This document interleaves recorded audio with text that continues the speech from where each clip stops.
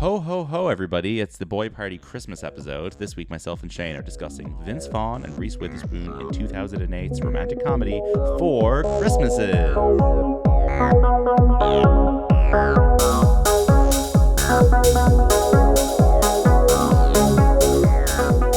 Do you think I'm going to allow a podcaster in a uniform to wander around my house and touch my underwear? You got another thing coming. Hello, everybody. Welcome to Boy Party Christmas Special. Ding, ding, ding, ding, ding. Oh, ding, dong, ding, dong. My name is Lucian, and I am joined, as always, by one of my four parents and in-laws. We are going to be spending a quarter of Christmas Day together and then proceeding on our way and then catching up later at another relative's home. It is Shane. Welcome to the show. I should be in Fiji right now, but I'm not. So would you give in if you were caught, if you were on TV lying? Not just in this scenario from this film, but let's say you were lying about your whereabouts to your family. You got caught on live TV on the news. Would you just go with it, or would you... That's not me. It kind of depends. Well, we've learned recently that saying slightly untrue things in the media does not bode well, especially if you're a Social Democrats candidate. Especially if you're a Social Democrats TD. No, yeah. true. I'm not going to do the own haze. You just suck it up and you're like, admit that you're wrong. Happy Christmas, everyone. I think admitting you're a liar is a pretty easy thing to do. People should do it more often. You get over it quick. Yeah. Unless you've got a good way of getting around it. True.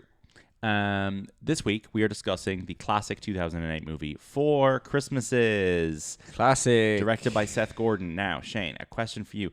Do you want to guess how many people have listed Four Christmases on their Letterboxd top 4 favorite films?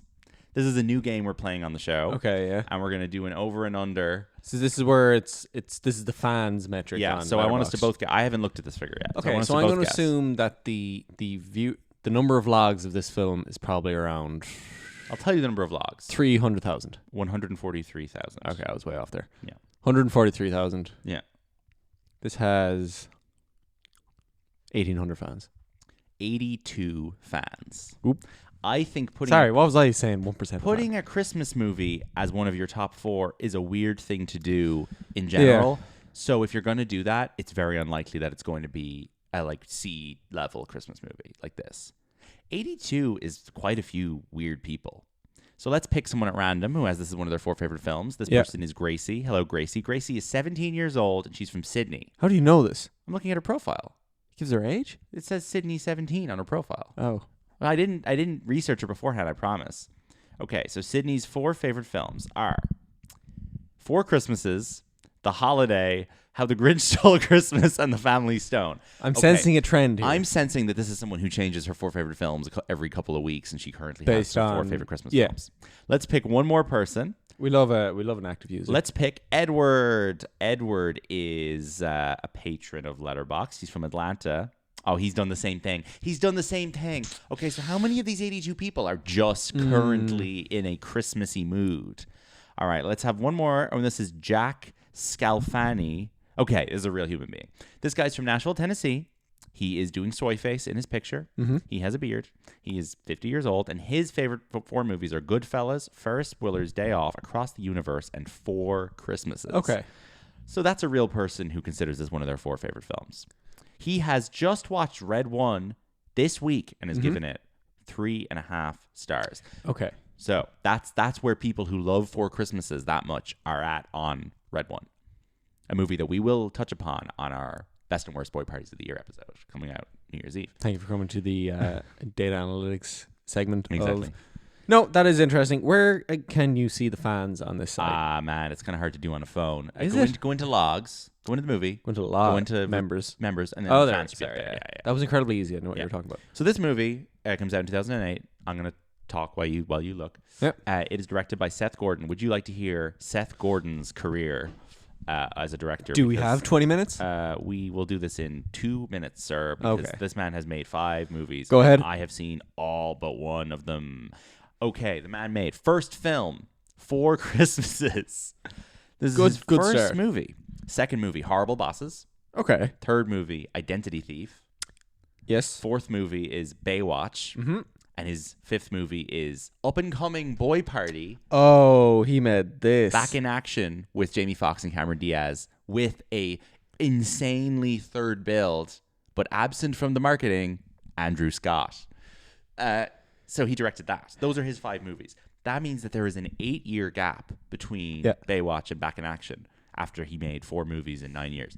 What's he been up to for the last 9 years? Swimming in his Baywatch money. Well, since you asked, he directed an episode of Community, multiple episodes of The Office, Parks and Rec, Modern Family, The Goldbergs, Atypical, The Good Doctor, Sneaky Pete, the pilot of Sneaky Pete, in fact. Okay. A show that my parents love. For All Mankind and Netflix's The Night Agent. The man works. And he's also an exec producer on The Goldbergs. So he's like a sitcom man. Yeah.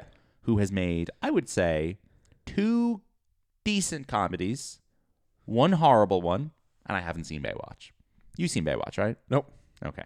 I'm aware of the premise and the people. It doesn't look very good. It doesn't. But I don't think it looks like a film that is necessarily poorly directed. I mean, Identity Thief's not badly directed. It's just... Is that the one that you're describing as being bad? Identity Thief's quite bad. Sure. Yeah. I think it's a misuse of Melissa McCarthy. It misunderstands her shtick quite poorly. But I think Four Christmases understands its star's shtick quite well. I think this is upper echelon Vince Vaughn comedy, in my opinion. Yeah. Vince Vaughn is hardly out here making 5-star films. So if we're assessing whether a Vince Vaughn movie is good or bad, I think Four Christmases belongs in the upper tier.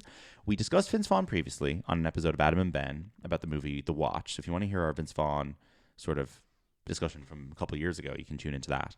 But I am generally pro Vince Vaughn. I find his charm effective. I like how kind of cynical a presence he is, and I think in this movie it's very welcome. I think that the modern Christmas movies that work for me are stuff like Bad Santa, and then the 2 Vaughn movies, which are this and Fred Claus, where it's basically this guy isn't evil, but he doesn't fuck with Christmas. And we have to sort of bring him back from, he's not Bill Murray and Scrooge. He's not a Scrooge level Scrooge. But we have to pull him back, a few inches from being grinchy about Christmas to liking Christmas. You would love Christmas with the Cranks. I don't like Christmas with the Cranks. Because Jamie Lee Curtis is in it. This is the problem. But like what I'm saying about this movie is, or what about Vince Vaughn at Christmas, is that I think Vince Vaughn's characters approach Christmas maybe with the same degree of cynicism that I do, which is, I don't outright hate this. I'm not a hater of joy and children and charity and all that, but I find it quite annoying. I don't really want to engage with it, and you really need to persuade me to be interested. Yeah, because it's incredibly repetitive and it's repetitive and based on sentimental ideas around family that I don't really engage with. Sure, it's based on religion what you should be doing, community based on standards. Following other people's traditions and Christian traditions that in many cases have been secularized, especially in the U.S. But to be honest, I just kind of want to live in the U.S. where there's a lot of Jewish people who don't celebrate Christmas and go to the cinema on Christmas. That's just what I want. But do you not appreciate the winter festivities as a way of breaking up and dividing the year? I think it's nice to have something at the end of the year where you get work off and there's songs and lights and tasty food. So I'm not anti-Christmas, but I'm not particularly like... You want to go back to the old pagan winter festivals? Yeah, exactly. Give me some winter solstice celebrations. Now, let's talk about the poster of this movie quickly. Because this poster is often parodied with Tom Cruise and Nicole Kidman in Eyes Wide Shut's faces. Yes, quite a famous fake poster. But swapped. Yeah. Because Tom's small and she's tall. Yeah. This is a poster which is my favorite genre. 2 of my favorite things. Number 1, it's a comedy poster where the leads are in front of a white background, which I always like. Banger. And number 2, it is a height gag where Vince is very tall. What did you say? 6'4"? 6'4", 6'5". 6'5". And he is standing up straight. And with her back to him, we have got, this is one of these famous leaning posters from the 2000s. You have stuff like multiple Matthew McConaughey movies where the leads are leaning on each other in front of a white background. Yeah. How to Lose a Guy in 10 Days, Failure to Launch. And Reese is very small, and she is standing beside him, and their heads are at equal height because she is standing on a stack of Christmas presents, and there is ribbon wrapped around them. His father, her mother, his mother, and her father all in one day, 4 Christmases. Reese Witherspoon is 5'1.5" Hysterical. That's DeVito and Schwarzenegger stuff. Yeah. I would say more extreme. I thought she was a normal-sized woman. Now I'm looking at this poster. If they put her in flat shoes, they could have fit another Christmas present under her to get her to his height, and it would have actually made the joke even funnier.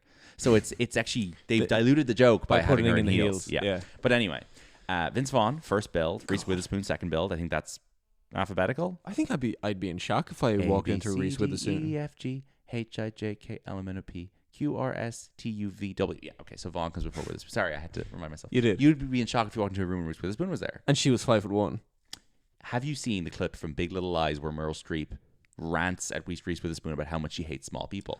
No. It's one of the funniest things I'll see. They're at the dinner table, and Meryl Streep is playing like miserable old mother of the guy who's been killed. Yeah. And she's like, I don't trust small people. They're just so nasty, and they sneak around like little rats. It's just fantastic. And Reese Witherspoon just sits there and takes it in. Clip. It's really good. But I don't think she for the most part comes across as small on screen.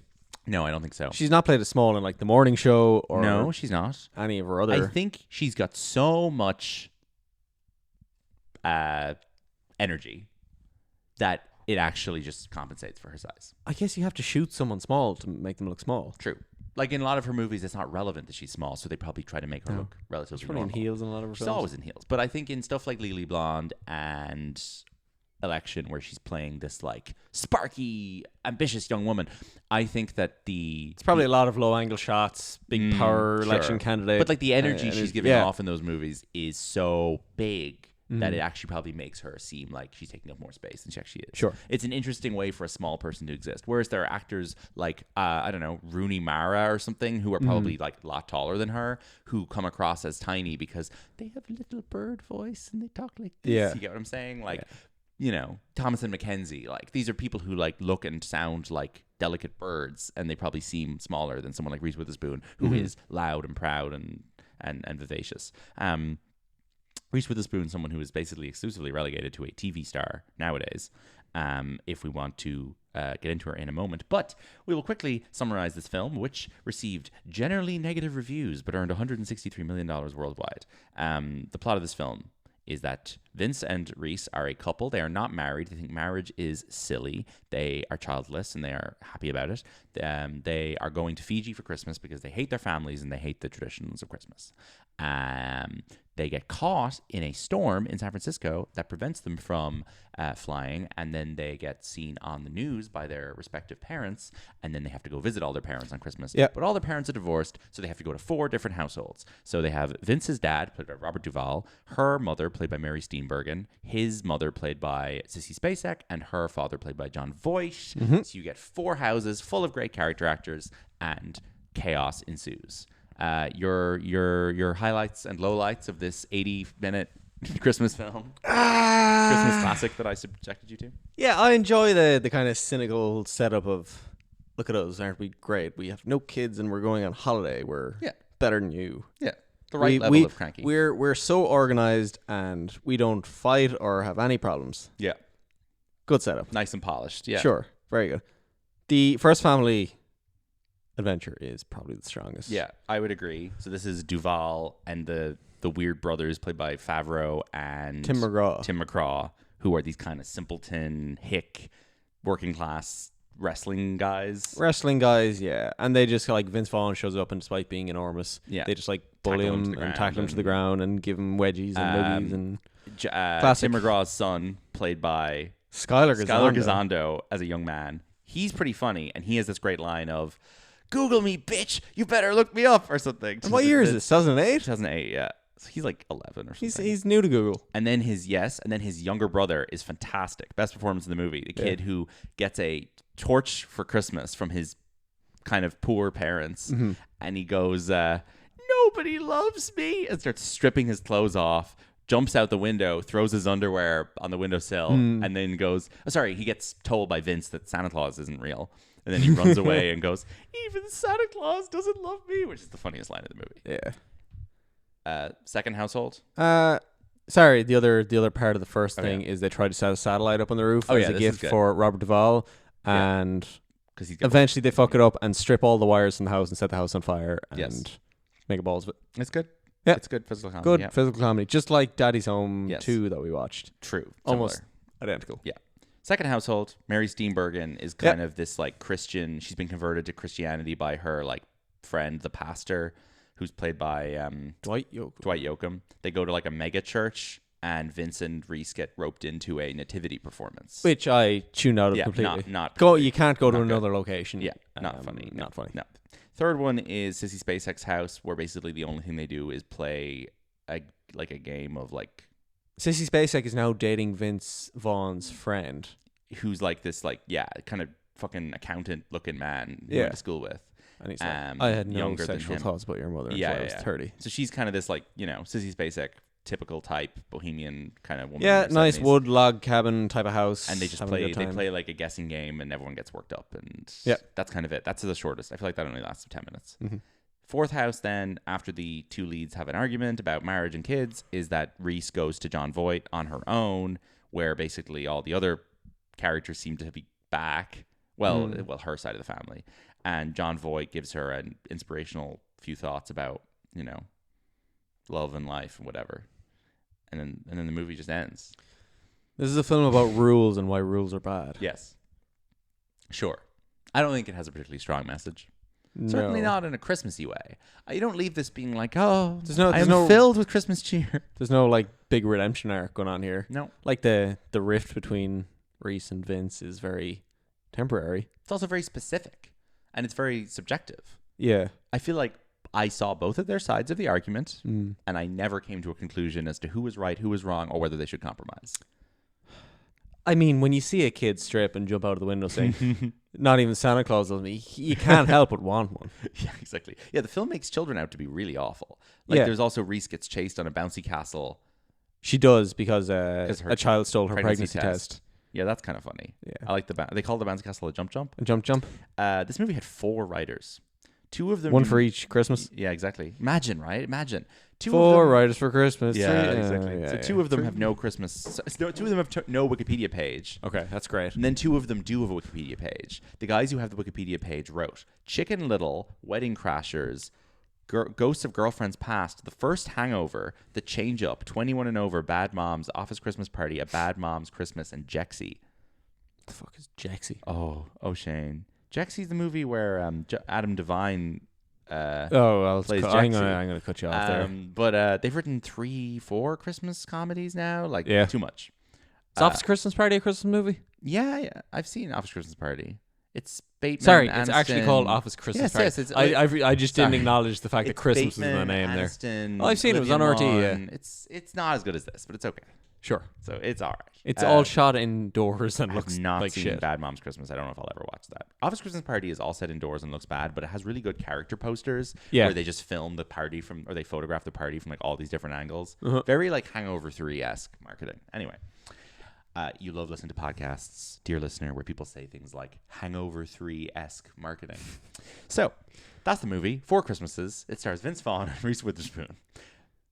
Vince Vaughn has had a number of attempts now at a renaissance, a word that I am trying desperately. So you said that at the beginning. I was like, wait, is that Renee Zellweger in this? No, it's the Renee. It's the Renee Vaughn. The Renee Vaughns. All I've seen Vince Vaughn in the last 5 years is in Curb Your Enthusiasm playing himself. So the Renee Vaughns is not necessarily reaching me, but it's happening.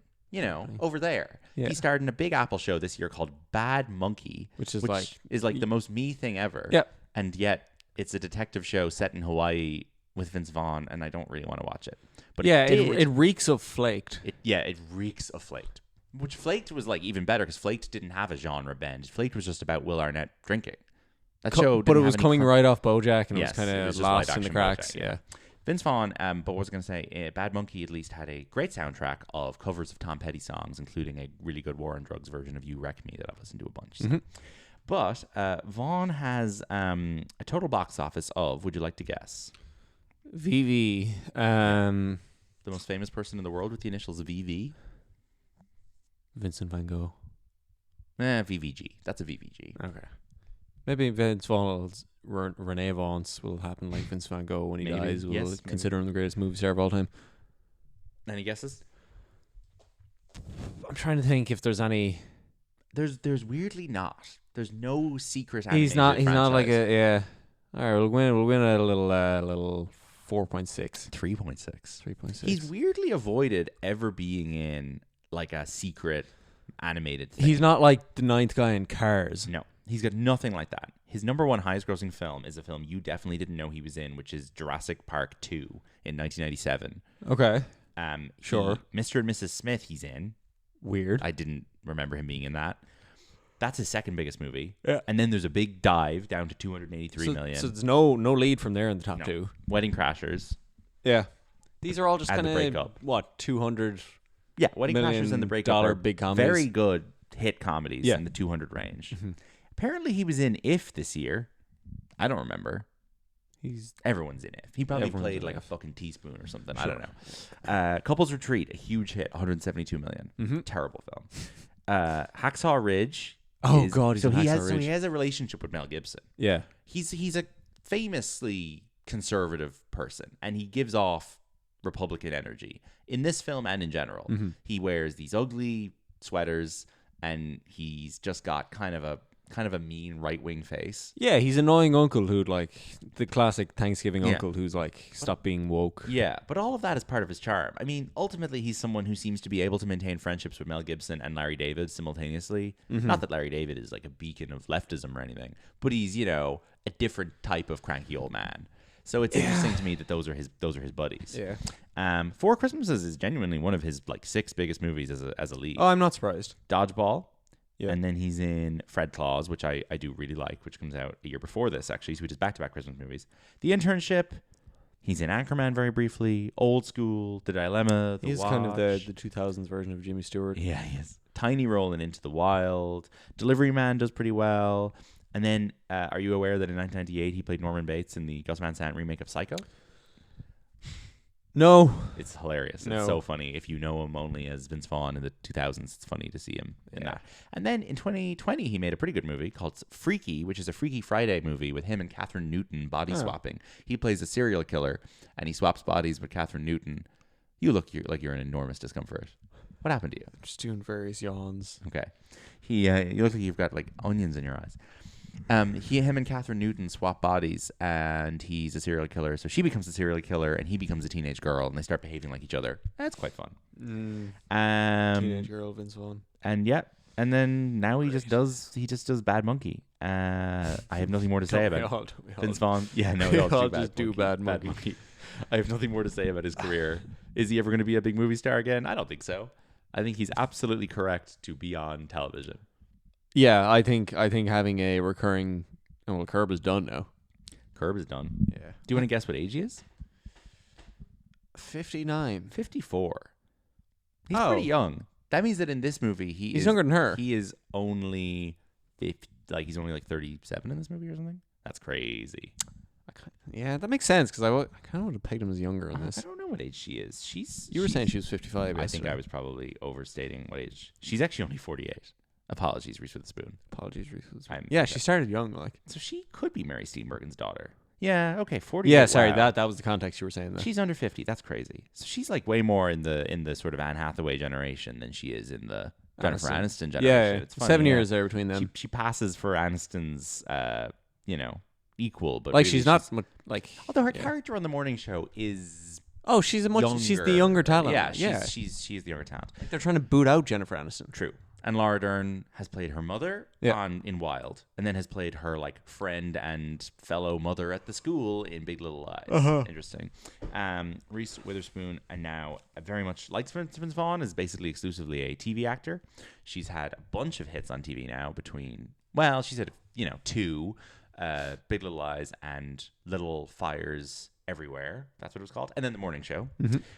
She's great in Big Little Lies. She's probably the weakest element of The Morning Show in terms of the central cast. Like, I don't love her performance in that. I think it's very all over the place. I mean, she starts that show playing one type of character who has brown hair and a thick Southern accent. Yeah. And by start of season 3, she's just playing Reese Witherspoon and is blonde and does her normal voice. Yeah. So, like, she's completely refusing to be consistent on that show, which frustrates me. But she's, a fun presence on it. And the storyline in season 3 where she gets involved in the Capitol insurrection and, all that is a lot of fun.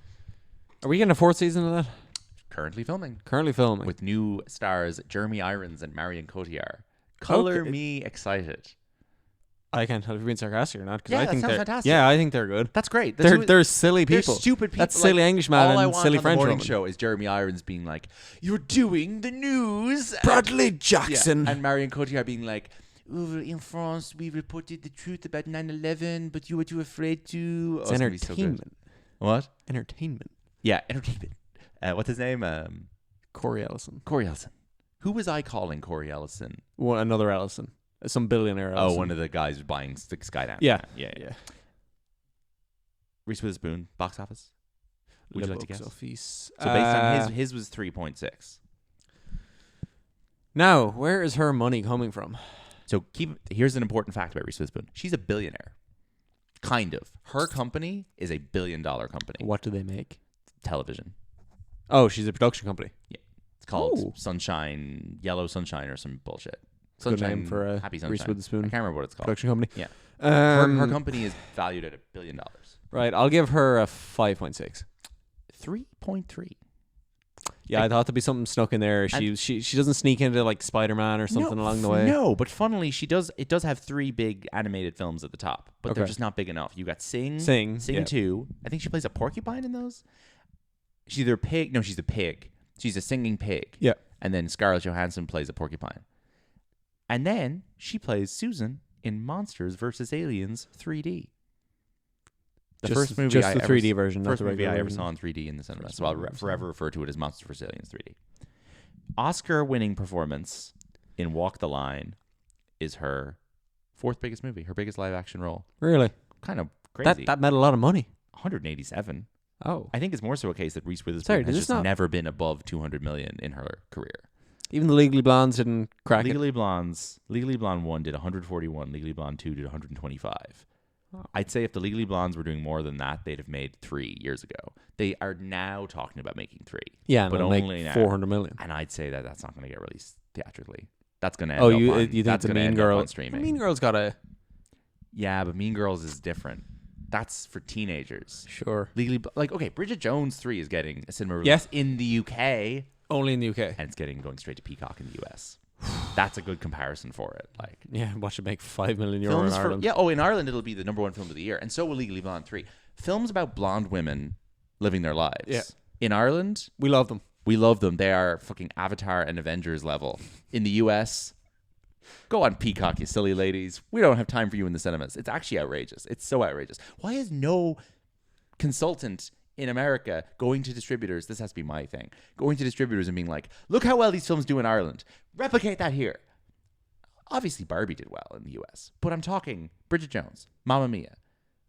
But do you think they're putting special marketing into Ireland or Irish people just with a weird disposition? They captured the Irish female audience in a way where they will go to the cinema in big groups. Yeah.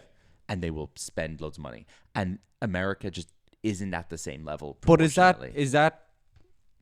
work here because our base rate of attending the cinema is lower than that in the US?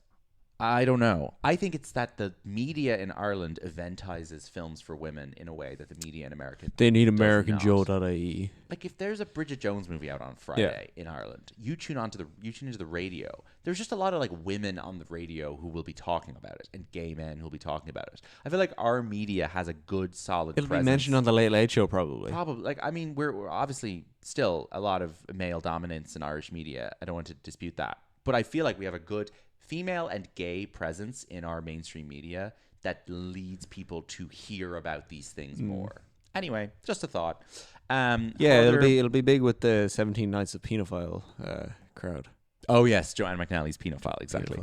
Other big hits for Reese are films such as Sweet Home Alabama, This Means War, a insane three-way boy party with Chris Pine and Tom Hardy, a movie I really doubt I will ever watch. Real like Extravision, Tom Hardy, God, Extravision original movie. Like A Wrinkle in Time, which we watched the trailer for, which is an insane Ava DuVernay, like I don't even know what to call it, like Alice in Wonderland-esque fantasy nonsense gloop movie. Yeah, where the entire thing was shot in a small green screen, so none of the characters move when the camera's on them. Just one of these real like Disney's last gasp at making live action blockbusters where they did Tomorrowland, John Carter, this shit. Anyway, she's in Water for Elephants with Robert Pattinson, which is a weird like circus movie where she gets crushed by an elephant at the end. Kind of like Moulin Rouge without the craziness, without the lunacy. Yeah. This movie that we watched the trailer for that looked really good called Just Like Heaven, where she plays a ghost with Mark Ruffalo, which I'm absolutely going to watch the next couple of days. She's in Little Nicky, briefly. Jesus Christ. She gets another Oscar nomination for Wild, which people really like, and I need to revisit it because I haven't seen it in years. Is that with our boy Thomas Sadowski? Is Little Nicky her only Sandler? Yeah, I mean she's not even the woman. Co-performs? Nicky. No. She's never worked with Sandler or Ben Stiller in a significant way. It's crazy. Sorry, is she not? No, I'm thinking of someone else. No, she's not. It's weird. She's never overlapped with them. Who's the duplex? Drew Barrymore. Sorry, yeah. I used to mix them up when I was younger. Yeah. I'm projecting Reese Witherspoon onto all the Drew Barrymore parts in my head. I much prefer Reese Witherspoon to Drew Barrymore. Really? I find Drew Barrymore kind of insufferable. Like she's I good in kinda 50 like First Dates, but otherwise. Reese is also the star of the most expensive movie ever made. Yep. How do you know? Because you told me. Owen Wilson, Paul Rudd, and Jack Nicholson. She's in American Psycho briefly. Will she return for the remake with Austin Butler? Who's to say? She's in Inherent Vice. Sure. You'd forget that. You would? I'm just going down her box office. Folks, this isn't good podcasting. I'm aware of that. And now she's a TV star. And she did a Netflix movie 6 months ago with Ashton Kutcher called Your Place or Mine, which is like depressing boy party. We'll have to talk about that. I think any boy party that involves Ashton Kutcher is a depressing boy party. Yes, exactly. See in any real films? Ashton Kutcher, has he in any real films? No Strings Attached. That's probably the realest film he's ever been in. Yeah. Jobs isn't a real film. No. He's in some animated shit. He's in if the film you're in is remade 2 years after you make it, exactly. it's by real people. 1 year after. 1 year after. 2 years. Yeah, you're right. All right, that's it. Those are those stars. Not the most exciting people we've ever talked about, but I like them both. And look, I'll say this much. They are among a pool of probably only like 50 or 60 people where if they are in a new streaming television show and it pops up, I'm probably going to watch the first 10 minutes and see if it's any good. Yeah. Just because they're in it and they're so famous that I'm like, well, if they're this famous, it must have something. It's weird that you kind of consider them some of the more famous American media stars, but like they're... Reese Witherspoon is... The numbers don't really back it up. I do think Reese Witherspoon is like an enormous draw on television for a female audience. Yeah. Her TV shows all do so well. She's gotten tons of Emmy nominations. I think that like her and Nicole Kidman are the absolute like number 1 and number 2 stars you would want in a show about a woman. But I don't know if like that translates to cinema anymore. But look, she has an Oscar. Yeah. Which is fun for her. We should I guess see who she beat that year, will we? Always good. So this is 2006. Vince Vaughn ever sneak near an Oscar? Not a fucking... Hacksaw Ridge didn't get him a sneaky. I would imagine he probably was in the mix actor there. I mean, have you seen Hacksaw Ridge? I've seen clips. I despise that film. I know you do. In Hacksaw Ridge, he basically just plays like the colonel. He plays like J.K. Simmons. He's the fucking angry drill sergeant or whatever. Stupid film.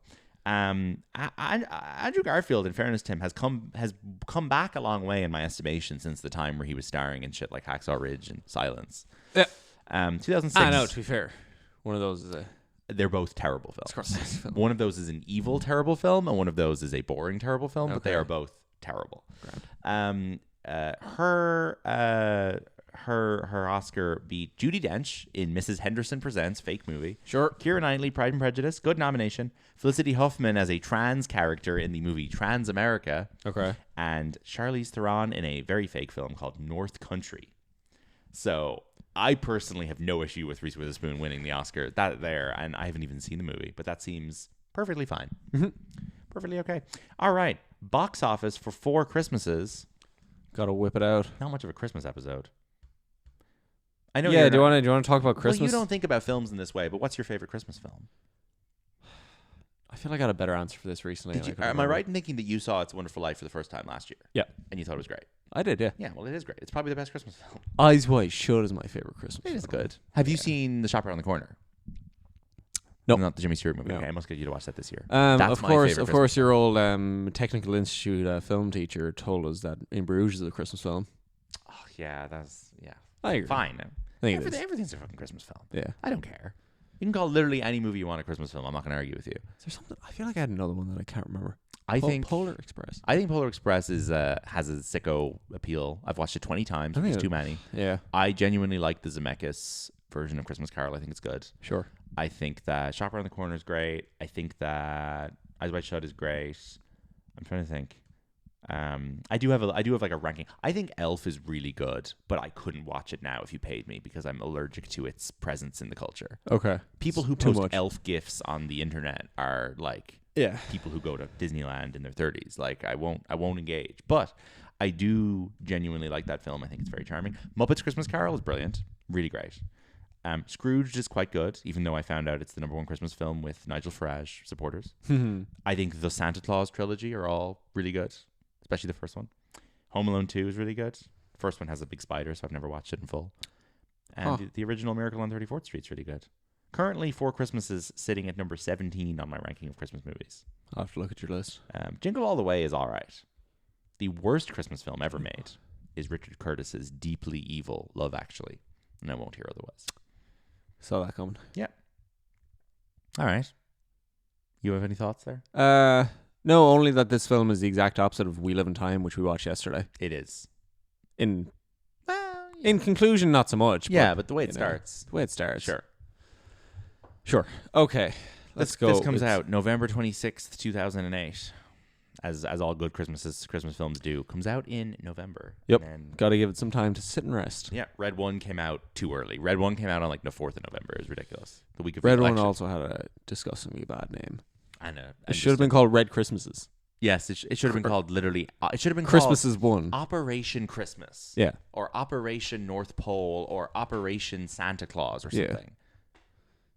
That sounds so much better. It's just ridiculous to make a Christmas film and not put the words Christmas, Santa, or North Pole in the name. Anyway, all right. Do you know what open number one? Codename Rudolph. Sorry, go continue. Codename Reindeer. Yeah. Number 1 is Codename : Reindeer - Part 1. The beginning. No, I got spoiled on the top 3 here. You did. So. Is number 1 Four Christmases? Yeah. Great. Number 2 is Bolt. It is Bolt. I'm glad you saw Bolt because I didn't want to have to go and try and describe Bolt to you. I like Bolt. Bolt's really good. Yep. Do you know who voices Bolt? I should, but I don't. John Travolta. I did. Okay, never mind. Bolt is good.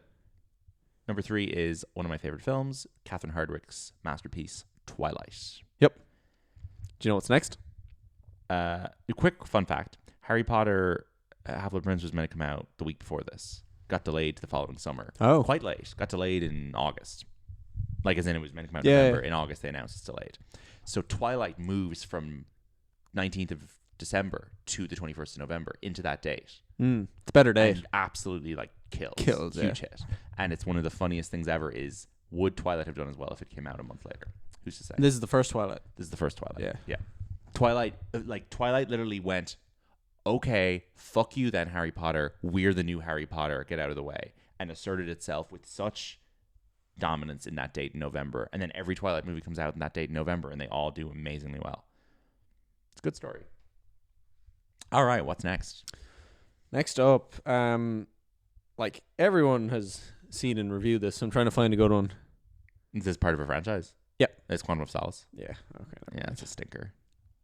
It's not the worst film ever made. Brendan gave it 4 stars. Brendan gave Quantum of Solace 4 Lots stars. of people don't like this apparently, but I thought it was pretty great. Brendan. Maybe I'm just happy to finally have a Bond film that's less than 2 hours long. Well, that's fair. Do you know who wrote Quantum of Solace? No one. Daniel Craig. Yeah, improvising on set. Just yeah, it's just a screenplay that says Daniel Craig stares. There's no film ever made during a writer's strike, which is more obviously does not have a script. There's just like long stretches of that where there's no dialogue and they're just running and fighting because nobody wrote the fucking script. Jesse Eisenberg said that a real pain when he locked the script, they went to shoot during the strike. Now, I remember personally that the actor's strike was on at the same time as the writer's strike, so I don't know when they shot this film. But he's saying that they shot the film during the writer's strike. I guess there was like a month where they weren't both on, and therefore he couldn't change a single word of the script when they were filming. And he thought that was a good thing because it prevented for a man who seems completely neurotic and whatever. Him and Culkin unable to improvise, and also the fact that he said he wouldn't change the script surely implies that he definitely wasn't breaking any sort of actor strike. Oh yeah, no, I'm not saying he was breaking the actor strike. No, I'm just saying it's interesting that film was made where they couldn't change the script. Yeah, I think it's probably good that happened. Yeah, because that seems like something that could have been a disaster to death, like with changes. Yes. Next up, Next up. Oop, forgot we're still doing this. Yeah. All right. These are all films I've heard of except this one. Okay. This opened this week. Okay. Is this something like Babylon AD? Oh, sorry. We discussed this recently. Okay. Not on the pod. On the pod, but like...